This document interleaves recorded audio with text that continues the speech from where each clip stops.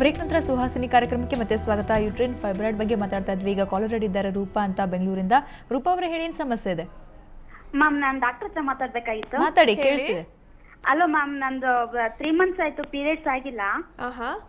Last 2 months ಆದಾಗ ನಾನು doctor ಹತ್ರ ಚೆಕಪ್ ಮಾಡಿಸಿದ್ರೆ ಸ್ಕ್ಯಾನ್ ಮಾಡಿಸಿದ್ರು. ಸ್ಕ್ಯಾನ್ ಮಾಡಿಸಿದ್ರೆ 15 days ಬಿಟ್ಟು ಬನ್ನಿ, ಅವಾಗ ಕನ್ಫರ್ಮ್ ಆಗುತ್ತೆ, ಸ್ವಲ್ಪ ಟೈಮ್ ಬೇಕಾಗುತ್ತೆ ಅಂತ ಹೇಳಿದ್ರು. ಈಗ 3 months ಆಗಿದೆ, ನಾನು ಇನ್ನೂ ಟೆಸ್ಟಿಗೆ ಹೋಗಿಲ್ಲ. ಬ್ಲೀಡಿಂಗ್ ಏನಾದ್ರು ಕಾಣಿಸ್ಕೊಂಡಿದ್ಯಾ? ಇಲ್ಲ ಮ್ಯಾಮ್, ಬ್ಲೀಡಿಂಗ್ ಏನೋ ಕಾಣಿಸ್ಕೊಂತ ಇಲ್ಲ ಮ್ಯಾಮ್. ಓಕೆ, ಬ್ಲೀಡಿಂಗ್ ಆಗ್ಲಿ ಅಥವಾ ವೈಟ್ ಹೋಗೋದಾಗ್ಲಿ? ವೈಟ್ ಆಗ್ತಾ ಇದೆ ಮ್ಯಾಮ್, ವೈಟ್ ತರ ಹೋಗ್ತಾ ಇದೆ. ಬ್ಲೀಡಿಂಗ್ ಹೋಗ್ತಾ ಇದೆಯಾ? ಬೆನ್ನು ನೋವು, ಸೊಂಟ ನೋವು ಏನಾದ್ರು ಇದೆಯಾ ಜಾಸ್ತಿಯಾಗಿ? ಸ್ವಲ್ಪ ಬರ್ತಾ ಇದೆ ಮ್ಯಾಮ್. ಓಕೆ, ವಯಸ್ಸು ಎಷ್ಟು ನಿಮ್ದು? 29. ಓಕೆ, ಸೊ ಅದೇ ನೋಡ್ಬೇಕಾಗತ್ತೆ. ಒಂದೇ ಸ್ಕ್ಯಾನಲ್ಲಿ ಖಂಡಿತವಾಗಿ ಹೇಳಕ್ಕಾಗಲ್ಲ ಏನು ತೊಂದರೆ ಇದೆ ಅಥವಾ ಏನಕ್ಕೆ ಆ ಥರ ಆಗ್ತಾ ಇದೆ ಅಂತ. ಸೊ ಅಟ್ಲೀಸ್ಟ್ 1-2ರಿಂದ 3 ಸ್ಕ್ಯಾನಾರು ಮಾಡಬೇಕಾಗತ್ತೆ. 6 ತಿಂಗಳ ಗ್ಯಾಪಲ್ಲಿ 2ರಿಂದ 3 ಸ್ಕ್ಯಾನ್ ತೆಗೆದು ನೋಡಬೇಕಾಗತ್ತೆ. ಏನಕ್ಕೆ ಮುಟ್ಟಾಗಿಲ್ಲ ಅಂತ ಹೇಳ್ತಿದ್ದೀರಾ, ಬೇರೆ ಏನೇನು ಕಾರಣಗಳಿದೆ ಅನ್ನೋದನ್ನ ಅಸೆಸ್ ಮಾಡಬೇಕಾಗತ್ತೆ. ಸೊ 3 ಸ್ಕ್ಯಾನಲ್ಲೂ ಒಂದೇ ರೀತಿಯಾದಂತಹ ರಿಪೋರ್ಟ್ ನೋಡಿದಾಗ ನಾವು ಕನ್ಫರ್ಮ್ ಮಾಡ್ಬೋದು, ಓಕೆ ಈ ಥರ ತೊಂದರೆ ಇದೆ ನಿಮಗೆ, ಈ ಥರ ಸಮಸ್ಯೆಗಳು, ಫೈಬ್ರಾಯ್ಡೇ ಇರ್ಬೋದು ಅಥವಾ PCOD ಸಮಸ್ಯೆ ಇರ್ಬೋದು ಅಥವಾ ಬೇರೆ ಹಾರ್ಮೋನ್ ರಿಲೇಟೆಡ್ ಥೈರಾಯ್ಡ್ ತೊಂದರೆ ಇರ್ಬೋದು.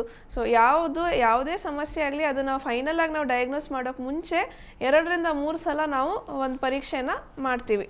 ಸೊ ಆಗ ಖಂಡಿತವಾಗಿ ಕನ್ಫರ್ಮ್ ಆಗಿ ನಿಮಗೆ ಹೇಳ್ಬೋದು ಏನಕ್ಕೆ ಈ ಥರ ಆಗ್ತಾ ಇದೆ ಅಂತ. ಓಕೆ, ಗಂಗಾ ಅಂತ ಬೆಂಗಳೂರಿಂದ ಕರೆ ಮಾಡಿದ್ದಾರೆ. ಗಂಗಾ ಅವರೇ ಹೇಳಿ, ಸಮಸ್ಯೆ ಇದೆ? ಮೇಡಮ್, ನನ್ಗೆ ಮ್ಯಾರೇಜ್ ಆಗಿ ಈಗ 3 ತಿಂಗಳು ಆಗ್ತಾ ಇದೆ. ನನ್ನ ಪೀರಿಯಡ್ಸ್ ಆದಾಗೆಲ್ಲ ತುಂಬಾ ಹೊಟ್ಟೆ ನೋಡ್ತಾ ಇರುತ್ತೆ, ತಡ್ಕೊಳಕ್ಕೆ ಆಗೋದಿಲ್ಲ, ಕಾಲೆಲ್ಲ ತುಂಬಾ ನೋವು ಬರುತ್ತೆ. ಸೊ ಪ್ರೆಗ್ನೆನ್ಸಿ ಆಗೋದಕ್ಕೆ ಏನಾದ್ರೂ ತೊಂದರೆ ಆಗುತ್ತಾ? ಖಂಡಿತವಾಗ್ಲೂ ಇಲ್ಲ. ಸೊ ಈ ಥರ ಮುಟ್ಟಾದಾಗ ನೋವಿರೋದು, ಕಾಲು ನೋವು, ಸೊಂಟ ನೋವೆಲ್ಲ ಕಾಣಿಸ್ಕೊಳ್ಳೋದು ಸರ್ವೇ ಸಾಮಾನ್ಯ. ಅದು ಕೆಲವೊಂದು ಸಾರಿ ಏನಾಗುತ್ತೆ, ಹಾರ್ಮೋನ್ಸಲ್ಲಿ ಭಾಳಷ್ಟು ಮಟ್ಟಕ್ಕೆ ವ್ಯತ್ಯಾಸಗಳಾಗ್ತಾ ಇರುತ್ತೆ. ಸೊ ಆ ಕಾರಣಗಳಿಂದ ಈ ಥರ ಸೂಚನೆಗಳು ಇರುತ್ತೆ. ಸೊ ಅದನ್ನೆಲ್ಲ ತೊಂದರೆ ಅಂತ ಪರಿಗಣಿಸಿ ಅದಕ್ಕೆ ಸರಿ ಹೋಗೋ ಹಾಗೆ ಟ್ರೀಟ್ಮೆಂಟ್ ತಗೋತಾ ಹೋದರೆ ಅದಕ್ಕೆ ಕೊನೆ ಇಲ್ಲ. ಸೊ ಅದೇ ರೀತಿ ನೀವು ತಗೊಳ್ಳೋ ಆಹಾರದಲ್ಲಿ ಸ್ವಲ್ಪ ಮಟ್ಟಕ್ಕೆ ವ್ಯತ್ಯಾಸಗಳು ಮಾಡ್ಕೋಬೇಕಾಗತ್ತೆ. ಜಾಸ್ತಿ ನೀರು ಕುಡಿಯೋದು, ಫ್ರೂಟ್ಸ್ ಎಲ್ಲ ಜಾಸ್ತಿ ಸೇವಿಸುವಂಥದ್ದು, ಸೊಪ್ಪು, ತರಕಾರಿ, ಮೊಳಕೆ ಧಾನ್ಯ ಇದನ್ನೆಲ್ಲ ಹೆಚ್ಚು ಸೇವಿಸುವಂಥದ್ದು. ಸೊ ಈ ಥರ ಎಲ್ಲ ಫುಡ್ ತಿನ್ನೋದ್ರಿಂದ ಸಹ ಈ ಥರ ಮುಟ್ಟಿಗೆ ಸಂಬಂಧಪಟ್ಟಾಗೆ ಏನೇ ನೋವು ಇರ್ಬೋದು ಅಥವಾ ಬಾಧೆ ಇರ್ಬೋದು ಕಡಿಮೆ ಆಗ್ತಾ ಬರುತ್ತೆ. ಓಕೆ, ಈಗ ಇದು ಇನ್ಫರ್ಟಿಲಿಟಿಗೆ ಕೂಡ ಒಂದು ಕಾರಣ ಆಗಬಹುದು ಅಂತ ಒನ್ ಆಫ್ ದ ರೀಸನ್ ಅಂತ ಹೇಳ್ತೀವಿ.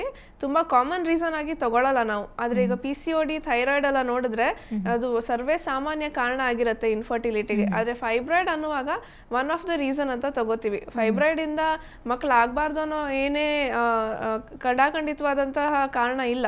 ಫೈಬ್ರಾಯ್ಡ್ ಇರೋರು ಪ್ರೆಗ್ನೆಂಟ್ ಆಗಿ ಡೆಲಿವರಿ ಆಗಿ ಎಲ್ಲ ನಾರ್ಮಲ್ ಆಗಿ ಹೇಗಿರ್ಬೇಕು ಎಲ್ಲ ಆಗಿರೋರು ಇದ್ದಾರೆ. ಸೊ ಹಾಗೆ ಫೈಬ್ರಾಯ್ಡ್ ಇದ್ದು ಈ ತರ ಸಮಸ್ಯೆಯಲ್ಲಿ ಇರೋರು ಇದ್ದಾರೆ. ಸೊ ಎಲ್ಲ ಅನ್ಕಾಮನ್ ಅಂತ ತಗೋತೀವಿ.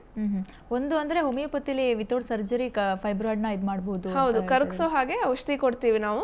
ಸೊ ರೆಗ್ಯುಲರ್ ಆಗಿರ್ಬೇಕು ಟ್ರೀಟ್ಮೆಂಟ್ಗೆ. ಅದೇ ರೀತಿ ಸ್ಕ್ಯಾನ್ ರಿಪೀಟ್ ಮಾಡ್ತಿರ್ಬೇಕಾಗತ್ತೆ. ಈಗ ಗೆಡ್ಡೆ ಇದೆ ಅಂತ ಗೊತ್ತಾದ್ಮೇಲೆ ನಾನು ಈಗಾಗಲೇ ಹೇಳ್ದಾಗೆ, ಸೊ ಒಂದ್ ಸ್ಕ್ಯಾನ್ ಅಲ್ಲಿ ನಾವು ಹೇಳಕ್ಕಾಗಲ್ಲ ಆ ಗೆಡ್ಡೆ ಬೆಳೀತಾ ಇದೆಯಾ ಇಲ್ವಾ. ಬೆಳೀತಾ ಇದೆ ಅಂದ್ರೆ ಎಷ್ಟು ಮಟ್ಟಿಗೆ ಫಾಸ್ಟ್ ಆಗಿ ಬೆಳೀತಾ ಇದೆ. ಸೊ ಕೆಲವರಲ್ಲಿ ನೋಡ್ತೀವಿ 6 ತಿಂಗಳಲ್ಲಿ ಆಲ್ಮೋಸ್ಟ್ ಸೈಜ್ ಡಬಲ್ ಆಗಿರುತ್ತೆ. ಸೊ ಅಷ್ಟು ಬೇಗ ಬೆಳೀತಾ ಇದೆ ಅಂದ್ರೆ ಅಷ್ಟು ಫಾಸ್ಟ್ ಪ್ರೋಗ್ರೆಸ್ ಇದೆ ಆಕೆ ತೊಂದರೆಯಲ್ಲಿ. ಸೊ ಅದನ್ನ ಸ್ಟಾಪ್ ಮಾಡಕ್ಕೆ, ಲಿಮಿಟ್ ಮಾಡಕ್ಕೆ ಹೋಮಿಯೋಪತಿ ಹೆಲ್ಪ್ ಮಾಡುತ್ತೆ. ಸೊ ಅದೇ ರೀತಿ ಇನ್ ಮುಂದೆ ಯಾವುದೇ ಮುಟ್ಟಿಗೆ ಸಂಬಂಧಪಟ್ಟಾಗೆ, ಈಗ ಮುಟ್ಟು ನಿಲ್ಲೋ ಟೈಮ್ ಆಗಿರ್ಬೋದು ಅಥವಾ ಬೇರೆ ಯಾವುದೇ ಹಂತದಲ್ಲಿ ಇರ್ಬೋದು, ಅವ್ರಿಗೆ ತೊಂದರೆಗಳು ಕಾಣಿಸ್ಕೋಬಾರ್ದು. ಪ್ರೆಗ್ನೆಂಟ್ ಆಗೋದ್ರಿಂದ ಹಿಡಿದು ಡೆಲಿವರಿ ಆಗೋದ್ರಿಂದ ಹಿಡಿದು ಮತ್ತೆ ಮುಂದೆ ಮುಟ್ಟು ನಿಲ್ಲೋವರೆಗೂ ಯಾವುದೇ ಸಮಸ್ಯೆಗಳು ಬರದೇ ಇರೋ ಹಾಗೆ ಹೋಮಿಯೋಪತಿ ಕಾಪಾಡ್ಕೊಳ್ಳುತ್ತೆ. Okay, thank you so much Divya ಅವರೇ. ಫೈಬ್ರಾಯ್ಡ್ ಬಗ್ಗೆ ಸಾಕಷ್ಟು ಮಾಹಿತಿ ಕೊಟ್ರಿ. ಥ್ಯಾಂಕ್ ಯು ನಿಮಗೆ. ಸೊ ವೀಕ್ಷಕರೇ ನೋಡಿದ್ರಲ್ಲ, ಫೈಬ್ರಾಯ್ಡ್ ಅಂದರೆ ಗರ್ಭಾಶಯದಲ್ಲಿ, ಗರ್ಭಕೋಶದಲ್ಲಿ ಕಾಣಿಸ್ಕೊಳ್ಳುವಂಥ ಟ್ಯೂಮರ್ ಅಂದರೆ ಗಡ್ಡೆ. ಇದು ತಕ್ಷಣಕ್ಕೆ ಏನೇ ಅಪಾಯ ಇಲ್ಲ ಅಂದರೂ ಕೂಡ ಮುಂದೆ ಅಪಾಯ ಆಗೋ ಚಾನ್ಸಸ್ ಇರುತ್ತೆ. ಅದಕ್ಕೆ ಸ್ಕ್ಯಾನ್ ಮಾಡಿದಾಗ ನಿಮಗೆ ಗೊತ್ತಾಗೇ ಆಗುತ್ತೆ ಫೈಬ್ರಾಯ್ಡ್ ಬಗ್ಗೆ. ಫೈಬ್ರಾಯ್ಡನ್ನು ನೀವು ಸರ್ಜರಿ ಮಾಡಿನೇ ತೆಗಿಬೇಕಾಗುತ್ತೆ, ಲ್ಯಾಪ್ರೋಸ್ಕೋಪಿನೇ ಮಾಡಬೇಕಾಗುತ್ತೆ ಅಂತೇನಿಲ್ಲ.